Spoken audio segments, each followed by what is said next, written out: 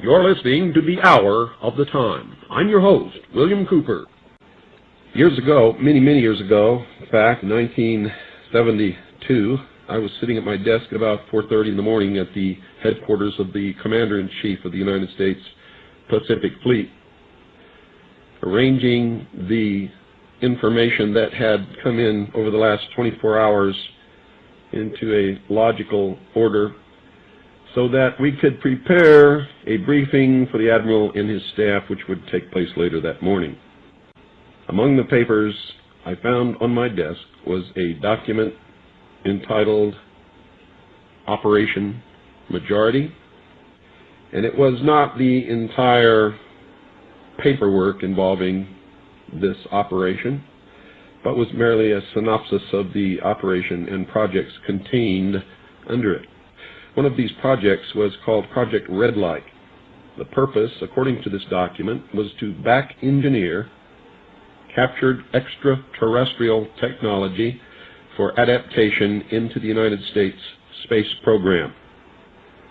Now, I have since come to believe that the extraterrestrial portion of all of this is nonsense, but that the technology is real. I believe that many of us were shown these documents over the years so that later we would talk about it. I mean, how can you keep the existence of extraterrestrials, if they were real, a secret? And how could anyone keep quiet knowing that they had seen documentation, official government documents, labeled top secret, that expressed that these extraterrestrials were real and had visited this Earth? Well, years later, I wanted to find out just what was true and what was false about all of this. I came forward and told the world what I had seen in those documents.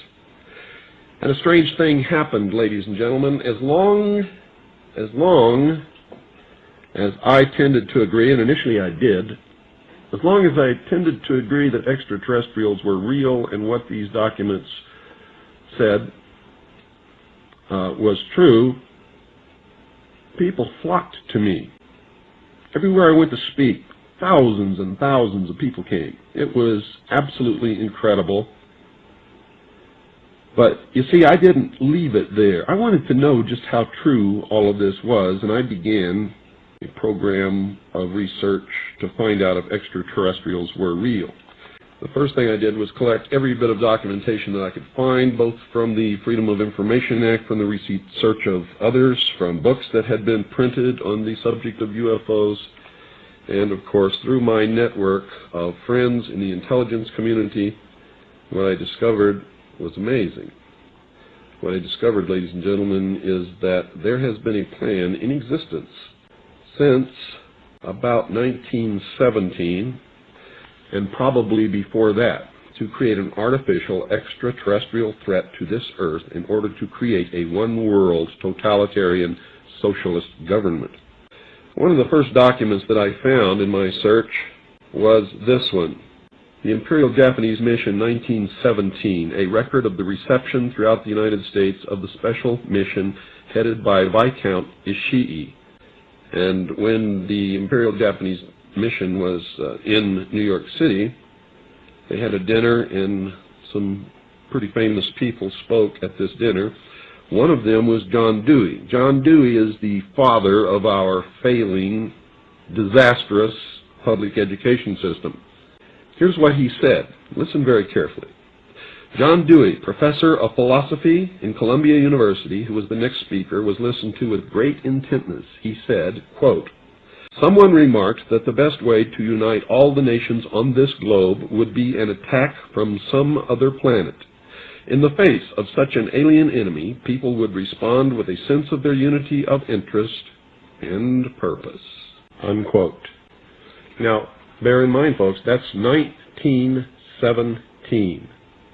One of the next documents that I found, and I found quite a few, but one that's pretty important, is called the Report from Iron Mountain, The Probability and Desirability of Permanent Peace.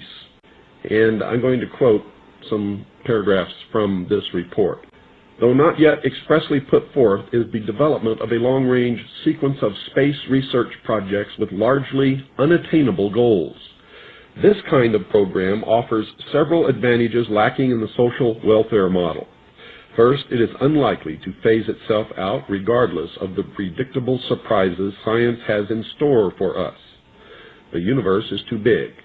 In the event some individual project unexpectedly succeeds, there would be no dearth of substitute problems.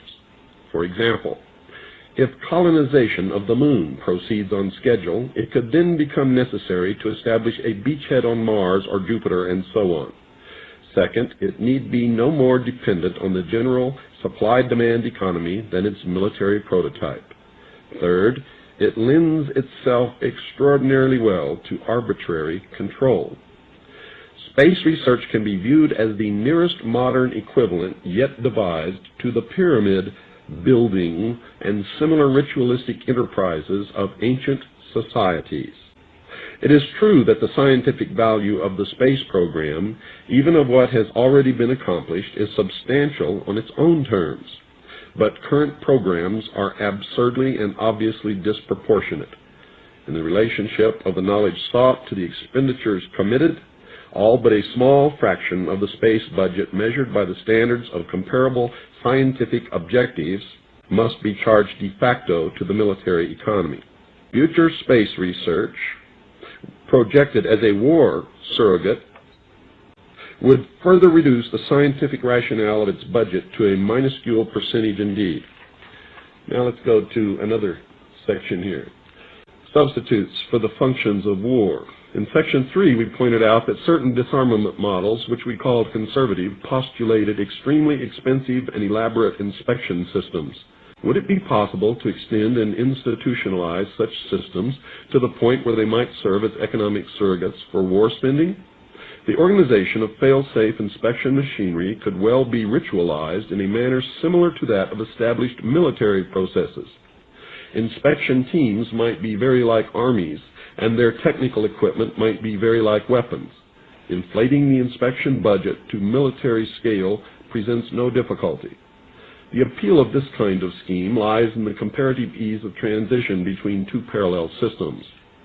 The elaborate inspection surrogate is fundamentally fallacious, however, although it might be economically useful as well as politically necessary during the disarmament transition. It would fail as a substitute for the economic function of war for one simple reason. Peacekeeping inspection is part of a war system, not of a peace system. It implies the possibility of weapons maintenance or manufacture which could not exist in a world at peace as here defined. Massive inspection also implies sanctions and thus war readiness. Now, I encourage you to find this book, wherever you can find it. I don't know where you can get it, but find it. It's called The Report from Iron Mountain. And it continues on another page, page 66. Credibility, in fact, lies at the heart of the problem of developing a political substitute for war. This is where the space race proposals, in many ways so well suited as economic substitutes for war, fall short. The most ambitious and unrealistic space project cannot of itself generate a believable external menace. It has been hotly argued that such a menace would offer the last best hope of peace, etc., by uniting mankind against the danger of destruction by creatures from other planets or from outer space. Experiments have been proposed to test the credibility of an out-of-our-world invasion threat. It is possible that a few of the more difficult to explain flying saucer incidents of recent years were in fact early experiments of this kind. If so, they could hardly have been judged encouraging. We anticipate no difficulties in making a need for a giant super space program credible for economic purposes, even were there not ample precedent. Extending it for political purposes to include features unfortunately associated with science fiction would obviously be a more dubious undertaking. Nevertheless, an effective political substitute for war would require alternate enemies, some of which might seem equally far-fetched in the context of the current war system. It may be, for instance, that gross pollution of the environment can eventually replace the possibility of mass destruction by nuclear weapons as the principal substitute for war. Are you beginning to get the message, folks? Poisoning of the air and of the principal sources of food and water supply is already well advanced, and at first glance would seem promising in this respect. It constitutes a threat that can be dealt with only through social organization and political power. But from present indications, it will be a generation to a generation and a half before environmental pollution, however severe, will be sufficiently menacing on a global scale to offer a possible basis for a solution. It is true that the rate of pollution could be increased selectively for this purpose. In fact, the mere modifying of existing programs for the deterrence of pollution could speed up the process enough to make the threat credible much sooner. But the pollution problem has been so widely publicized in recent years that it seems highly improbable that a program of deliberate environmental poisoning could be implemented in a politically acceptable manner. However unlikely some of the possible alternate enemies we have mentioned may seem, we must emphasize that one must be found of credible quality and magnitude if a transition to peace is ever to come about without social disintegration. It is more probable, in our judgment, that such a threat will have to be invented rather than developed from unknown conditions. For this reason, we believe further speculation about its putative nature ill-advised in this context. Ladies and gentlemen, they have created so many alternate enemies in order to bring about their one-world totalitarian socialist state that we don't know which enemy to turn to, which enemy to believe is real or is false, or whether to just toss them all out on their ears.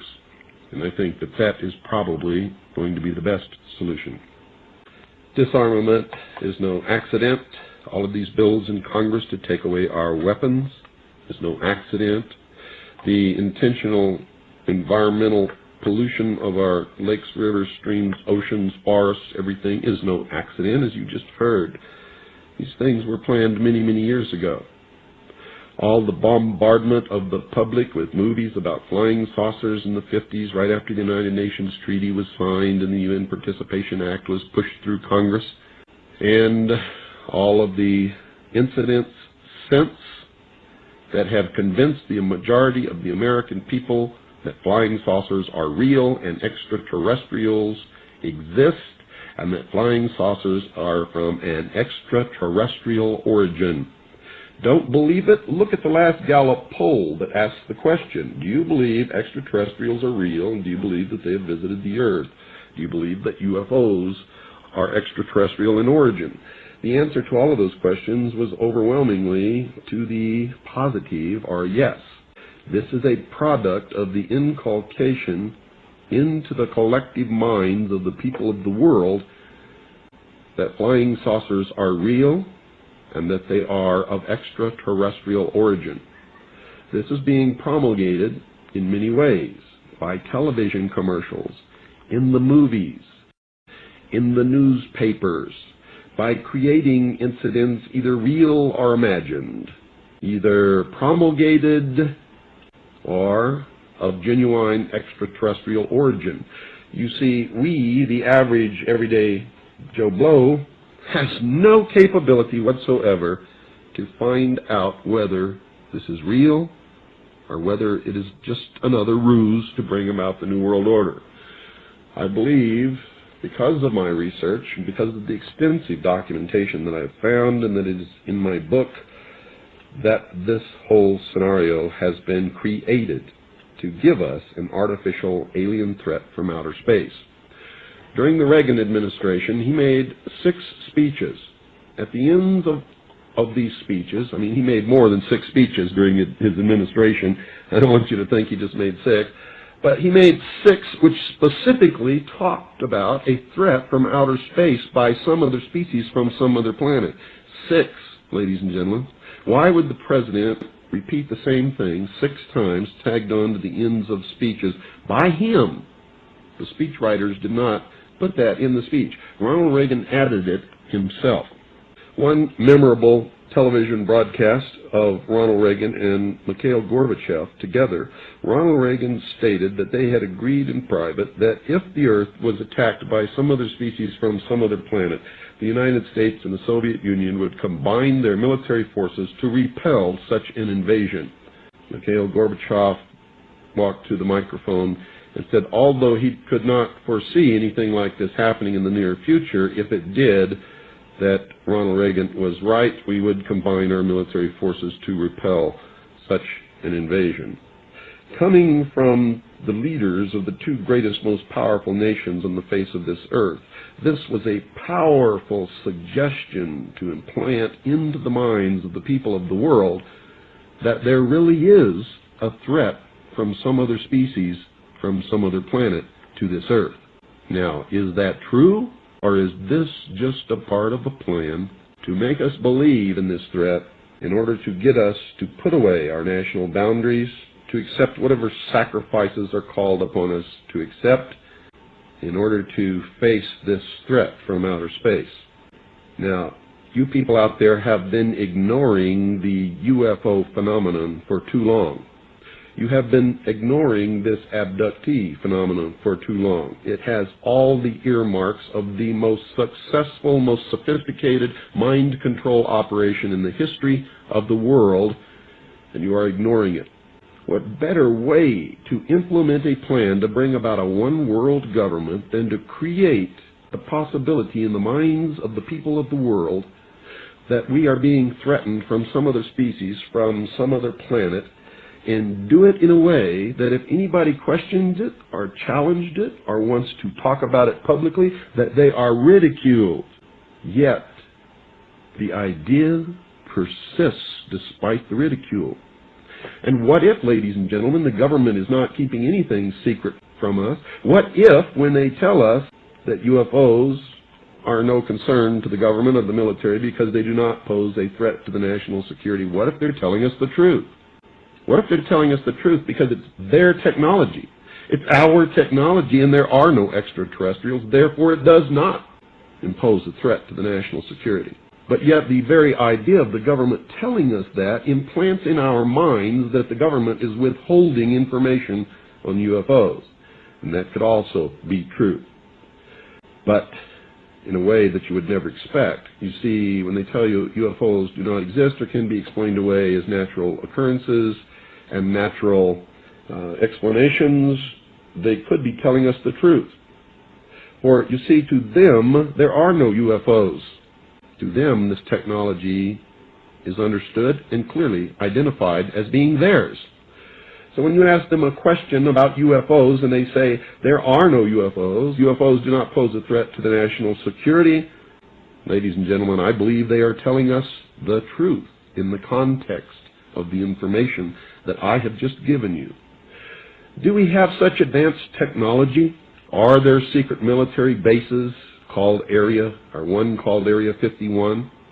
Could there be a mesa somewhere with the airfield of the future built into it, from which flying discs using a new propulsion technology make forays out into the night? Yes, ladies and gentlemen, I believe that there is. And I have proven the existence of one in my video documentary called Project Red Light, and then again in Project Red Light 2. Project Red Light is no longer available, but Project Red Light 2 certainly is. And if you write in and ask for information, we'll send you an information pack telling you how you can get a copy of that video documentary. This base exists in the desert of Nevada on land allotted to the Atomic Energy Commission. the most super secret agency that there is. So finding out anything about this area called Area 51 or Groom Dry Lake is next to impossible. When we tried to get satellite photographs of the area, we could not obtain any from the United States of America. So we went to the Soviet Union and obtained a satellite photograph of the Groom Dry Lake facility, a facility that up until recently the United States government and all its agencies denied existed. Denied existed. No one would take credit for it. No one would tell us who operated this facility. No one would tell us what was out there. But when we got this satellite photograph from the Soviet Union, there it was, a facility, a runway over 30,000 feet long on a dry lake bed, huge hangars. You could clearly see MiGs and other aircraft on the tarmac, and there is no doubt that it exists. Now, let me read to you something here, folks, that's extremely important, because there is a technology flying in our sky that you don't know about. You see, quite a while ago in California, they began to have these strange earthquakes, but they weren't really earthquakes. You see, they were skyquakes. They were caused by some tremendous sonic boom of some tremendously fast aircraft flying at a very high altitude that nobody could see. It was tracked by the ground control approach people at the San Francisco facilities as coming from the Nevada desert in the vicinity of the Groom Dry Lake area, and went off their radar screens at the very top of the atmosphere. Now, don't ask me what that means. Did it go into space? Did it disappear? Did it go into another dimension? I don't know, ladies and gentlemen. I don't have all the answers. I just have an awful lot of clues. Now, these sonic booms are measurable on seismographs, the ones that measure earthquakes. I'm holding in my hand a seismic profile of the recent skyquakes, and this was provided by Jim Morey of Caltech to researcher Victor Martinez. The first indicated mark, actually lying under the 610 time marker, is that recorded by the Catalina Island seismograph. The second, slightly before 611, is that recorded by the Mount Wilson seismograph. Careful scaling, folks, of the original printout indicated that the two skyquakes were 52.5 seconds apart. The two recording seismographs, Catalina Island and Mount Wilson, are nominally 64 miles apart. Thus, the vehicle causing the skyquakes traveled the 64 miles at an average speed of 1.219 miles per second, or 4,388.57 miles per hour. At 40,000 feet, folks, the speed of sound is 640 miles per hour at standard temperature and pressure. Dividing 4,388.57 by 640 yields Mach 6.857. Oh yes, when you're going to wake up? I don't think that you are, folks. I don't think you're going to wake up. I'm beginning to believe that it's not going to happen. Orange County Register, May the 24th, 1993, UFO sightings reported near San Francisco. A dozen people tell of seeing X-shaped craft by Jeff Sklansky, Associated Press. San Francisco. More than a dozen people said they saw a UFO racing across the pre-dawn sky north of San Francisco on Thursday. A strange X-shaped craft with blinking lights that hovered above the hills of Sonoma County before speeding away into the dark. A California Highway Patrol officer who declined to be named and radio station KTOB news director Arlette Cohen were among those who reported spotting the strange craft at about 4:30 a.m. between the cities of Petaluma and Sonoma, about 40 miles north of San Francisco. The sightings came on the heels of reports of multicolored UFOs the size of ping-pong balls crowding radar screens in Sao Paulo, Brazil. The government scrambled jet fighters to intercept the tiny objects, and two pilots said they saw the objects flying nearby. Quote, "I saw these two white lights to the east," unquote, Cohen said, estimating the craft was about 1,000 feet in the air. She said she noticed the UFO when it crossed to the west side of the highway and hovered almost stock still for a few seconds, unquote. Cohen said she was driving to work at her Petaluma station northbound on US 101 and made the sighting shortly before reaching Petaluma. When the craft crossed the highway once again, she said she saw two tiny green lights glowing faintly on the side opposite the two bright white lights. She said she could hear no sound coming from the craft. Quote, "I think I saw sort of a black X silhouette shape," Cohen said. "It was really hard to tell," unquote. An unidentified object described as a large orange X with white lights in the front was seen traveling at a high rate of speed eastbound from Petaluma. Santa Rosa, California Highway Patrol Officer Bill McChristian said of the report from the unidentified officer and several callers. San Francisco Bay Area air traffic controllers said they could not explain the sighting, saying radar screens detected no such object flying over the area at that time. The North American Aerospace Defense Command in Colorado said no man-made spacecraft would have been visible at 4:30 a.m. in Northern California, but that debris from the Cosmos 1683 satellite reportedly re-entered the atmosphere over California more than an hour later at 5:41. Meanwhile, Brazil's Air Force said it has ordered an investigation into the sighting of tiny balls of light that flew through Brazilian skies at 900 miles an hour and evaded Air Force planes sent up to chase them. "We are looking for a technical explanation for these phenomena. So far, we don't have any," the Air Force Ministry's press office said in Brasilia, the capital. The objects were first sighted Monday night by a private plane near São José dos Campos, an industrial city 210 miles southwest of Rio de Janeiro. The Air Force Minister, General Octavio Moreira Lima, said the objects soon were saturating radar and interfering with air traffic. In São José dos Campos and nearby Sao Paulo, Brazil's biggest city. Lima said the Air Force sent up 3 French-built Mirage 3 fighters and 2 United States-made F-5E jets to chase the objects, which he described as multicolored balls of light. Instead, the objects pursued one of the planes, he said.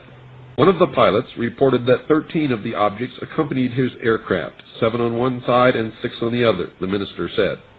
The Air Force jets, which confirmed the presence of the UFOs on their radar screens, reportedly flew after the objects for 3 hours until low fuel forced them to return to base. Astronomer Larry Brown of the Hayden Planetarium in New York on Thursday did offer one possible explanation. It may have something to do with the recent passage of Halley's Comet. There's a lot of dust in the air, and when it hits the Earth's atmosphere, it burns brightly. And this is the kind of bullshit that they throw at us. Now, you just heard the reports of all those people, the reports of the jet pilots, and this guy says that it may have something to do with Halley's Comet. There's a lot of dust in the air, and when it hits the Earth's atmosphere, it burns brightly. Wake up, people. Not bird, not plane. Orange County Register 3593. A strange, unidentified flying object was observed for more than an hour in the sky over Shanghai on Tuesday, the Zenmin Evening News said Thursday. The newspaper quoted witnesses who said they first saw an orange-colored man-shaped object at 7:05 p.m. After 20 minutes, the figure's head radiated red light and its body glowed yellow as it sent out green tendrils. The newspaper said. Slowly the figure changed into a giant mushroom and eventually disappeared. Now, you may be sitting there laughing, folks, but hundreds of people witnessed this happen in the sky. Holographic projection? Possibly. Secret technology? Possibly. Extraterrestrial visitation? That also is a possibility. Although, if my television set was broken, I would not travel 400 light years away to find the answer, or even 2 light years away to find the answer. I believe the answer to all of this is right here on this earth. I think a lot of us are being used, abused, a lot of disinformation, lies, and other assorted stuff being thrown at us to convince us that there's an extraterrestrial threat. Here's from the Daily Pilot, 5/24, looks like 1986. Pilot pursued pulsating lights. Brasilia, Brazil. An Air Force pilot confirmed Friday he had chased UFOs he described as pulsating colored balls of light over the skies of southeastern Brazil early this week and said they couldn't be anything now existing. Lieutenant Kleber Caldas Marino, 25, said he pursued but could not catch the flying objects, first sighted in the southeastern city of São José dos Campos on Monday night. It was a pulsating light, red and white, mostly white, Marino said at a press conference at Air Force headquarters in the capital. It was not a star. It couldn't have been another plane. It couldn't be anything now existing, he said. The pilot said his United States-made F-5E fighter approached to within 12 miles of one of the objects, but had to turn back because he was running low on fuel. Captain Marcio Jordal, 29, another F-5E pilot, said he saw a red light that didn't vary, but evidently was moving. I got to within 25 miles, but I couldn't go any faster. Visibility was great. There were no clouds or other aircraft traffic. The objects were picked up on radar screens in 3 states in southeastern Brazil, the Air Force said. Here's the Daily Pilot, page A4, May the 23rd, 1986. X-shaped UFO seen by several above Bay Area. San Francisco, more than a dozen people said they saw a mysterious UFO racing across the pre-dawn sky north of San Francisco on Thursday, and on and on and on and on and on. Here is Brazilian jets chase multicolored UFOs. Rio de Janeiro, Brazil, multicolored UFOs the size of ping pong balls, and on and on and on and on. 8/14/86, the Orange County Register, man-made object probably caused mysterious light. The mysterious light seen in the sky in the eastern third of North America coincided with a meteor shower, but some astronomers say it probably was made by a man-made object such as a satellite. The light, described as a pinpoint, a spiral, or a glowing cloud, was seen from Louisiana to Canada about 10 p.m. Eastern Daylight Time Tuesday. A Canadian scientist said the light was sparked by debris from an unidentified satellite. Paul Oles, the director of the Buell Science Center in Pittsburgh, agreed that the lights probably were caused by a man-made object. He speculated the lights came from a release of gas from a satellite orbiting the planet. But Ronald Stoner, physics and astronomy professor at Ohio's Bowling Green State University, said he suspected the display was caused by the meteor shower. Workers at space facilities all confirmed that no satellites were launched Tuesday. And we could go on and on and on and on for hours and hours and hours and hours and hours, but we're not going to do that, ladies and gentlemen. Now, I went to the desert, have been going for many, many years, out to the area known as Area 51, Groom Lake. For a lot of years that I went, I could climb to the top of the Groom Mountain and look down, or any of the mountains around the area, and look down and watch these craft fly up the valley to the north from the test site. The United States Air Force, apparently realizing that many of us were doing this, made an illegal land grab. They literally stole the land and put it behind signs that said military installation, keep off. And it cited the National Security Act of 1954 as authority to do this. Well, that was taken to court by many people who owned part of that land, had mining claims, and most of it was public land belonging to the Bureau of Land Management. The true reason for confiscating the land never came out in court, and all of that documentation was classified and only viewed by the judge in chambers. So the public still doesn't know why they did that. Ostensibly, it's to protect secret projects from the scrutiny of foreign nations. And those of us who've really studied this veil of secrecy know that it's really to keep it secret from the American people. Because our greatest enemies have the capability to look down on it and record everything that happens there by satellite, and have had that capability for many, many years. Nothing happens there that is secret from any other government that has the capability to put a satellite in orbit and look down upon the earth. So the ruse that it was to hide it from the Soviet Union is a lie. The truth is that they're hiding it from the United States citizens, whatever it is that goes on there. Now, I've gone out there many times, and you can go too. But I advise you to be very careful. Don't go any place except where I tell you on this program right now, and you'll be safe and you won't get in any trouble. Take Highway 93 north from Las Vegas. You'll notice that for long stretches of highway and for long periods of time, you will be the only car out there. You won't see anybody else.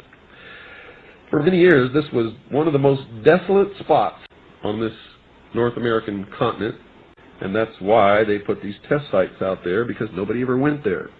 Just after going through a little town called Alamo, you will reach an intersection of Highway 375 and 93. Turn left on Highway 375, and within just a couple of blocks, a quarter of a mile probably, you will reach another Y in the road. Take the left fork and continue on Highway 375 up over the top of a mountain, and when you get to the top, you will notice that there's a sign there that says Hancock Summit. Go down the other side, ladies and gentlemen, and you will be looking down on the Tickaboo Valley. The Tickaboo Valley. You will notice that this valley is absolutely desolate. Nothing there except a small ranch right about in the middle of this valley. And as you travel across the valley on Highway 375, look to the left. Keep looking to the left. Right beside the road, you'll see a mailbox, a black mailbox. Now, if you continue on Highway 375, you'll go over the top of another little mountain called Coyote Summit. And as you go down the other side, you'll see that there is a mobile home town just right there in the middle of nowhere. And most of these people who live in that little town, called Rachel, work at or for the test site. Some of them are prospectors. Some of them run little businesses there. And on the other side of the town, you will see a place called the Little Ailey Inn. You can get a room there. I suggest you call in advance, Rachel, Nevada, Little Ailey Inn. The area code is 702. Call the information operator. They'll give you the number. Talk to Pat or Joe. Tell them I send them my love, and ask for a reservation for a room before you go for the nights that you're going to be going. Now, I recommend, folks, that if you want to see this technology fly, that you take at least a week. 3 days at the least, because you don't know when they're going to fly these things, and nobody does either. And don't listen to these rumors that they always fly on Wednesday night or Friday night or at 4:15 in the morning. You can always see it, because that is a crock. It's not true. You'll be lucky if you see it, but the longer you stay, the more apt you are to see this technology actually flying in the air. You're going to have to sleep during the daytime and go back to the mailbox at night. Park at the mailbox alongside Highway 375. Don't touch the mailbox. Don't poke holes in it. Don't try to open it. It belongs to Steve Medlin, who owns the ranch in the middle of the valley. You wouldn't like someone tampering with your mail or your private property, and I can tell you for a fact that Steve isn't going to like it either. Don't bother Steve at the ranch, and don't go anyplace else except that mailbox. Now, you should have a map of the Nevada area which shows the location of Groom Lake. Standing at that mailbox, get out your map, look for the direction from that mailbox where you can find Groom Lake, and just look in that direction with, you'll need a set of good high-power binoculars, and if you're going to take photographs, you'll need good quality telephoto lenses. Now, folks, if you've got the time, you go sleep all day, you go spend all night at that spot. Don't go to sleep, because the minute you go to sleep, they're going to fly that craft. Believe me. It's happened to me many times.